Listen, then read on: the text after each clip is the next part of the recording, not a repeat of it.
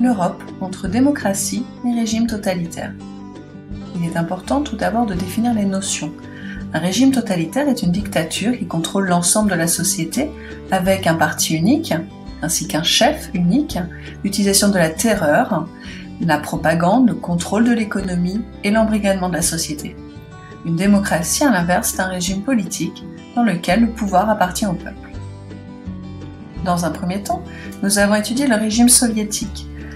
Il commence en 1917 avec Lénine qui met en place une dictature jusqu'en 1922. Il met en place la police politique, le parti unique et l'armée rouge. Ce n'est qu'en 1924, avec l'arrivée de Staline, qu'on peut réellement parler d'un régime totalitaire. Staline mourra en 1953. Les caractéristiques de ce régime totalitaire sont nombreuses. Dès 1929, Staline lance la collectivisation des terres à travers les kolkhozes. Il fait la priorité à l'industrie de l'armement, l'industrie lourde et des biens d'équipement. Il s'en prend également aux koulaks, qu'il déporte. Il y en a environ 2 millions. Enfin, il met en place un culte de la personnalité et de la propagande. Contrairement au régime nazi, il n'est pas raciste, il n'est pas antisémite, mais il est communiste. La propagande communiste est au service du culte de la personnalité, notamment de Staline. Comme vous pouvez le voir à travers ces deux images, il est présenté parfois comme un père, comme l'image sur l'image de gauche, ou au contraire comme le meneur de l'URSS. Dans un second temps, nous avons vu le régime nazi. C'est en 1920 qu'Hitler fonde le parti nazi, le NSDAP. En 1923, il écrit Mein Kampf, dans lequel il décrit son programme. Priorité donnée à la race aryenne, élimination des juifs, extension de l'espace vital.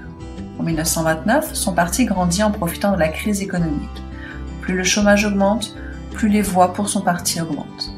Son parti devient si important qu'en 1933, Hitler est nommé chancelier en Allemagne. En 1934, il prend les pleins pouvoirs. Retenez qu'à partir de 1938, on a le premier camp de concentration à Dachau. En 1935 apparaissent les lois de Nuremberg, qui sont les premières lois limitant les droits des Juifs. Contrairement au régime soviétique, ici évidemment il n'y a pas de mise en place d'un régime communiste. En revanche, nous avons un régime raciste et antisémite. Hitler aussi utilise la propagande, que ce soit pour mettre en avant sa personne, pas à travers le culte de la personnalité, comme sur l'image de droite, ou pour valoriser la race aryenne, comme sur l'image de gauche. Je vous rappelle que les lois de Nuremberg de 1935 avaient pour objectif de limiter, en tout cas d'interdire même, les relations entre les Allemands et les Juifs, ainsi que de faire en sorte que les Juifs ne soient plus dans les postes clés de l'économie allemande. Ce n'était que la première étape vers ces mesures antisémites. Enfin, dans une dernière partie, nous avons vu que certaines démocraties survivent malgré cet élan de régime totalitaire. En 1930, la France aussi est touchée par une grave crise économique, par du chômage, par une crise politique et par le risque de la montée de l'extrême droite, notamment lors des manifestations de 1934. Mais les partis de gauche s'unissent au sein d'un front populaire en 1936 afin de faire face à l'extrême droite et de gagner les élections. Léon Blum, alors président du Conseil, lance un certain nombre de réformes économiques et sociales dont nous profitons encore aujourd'hui, la liberté d'adhérer à un syndicat, la semaine de 40 heures de travail et les 15 jours de congés payés. Le tout a été signé lors des accords de Matignon.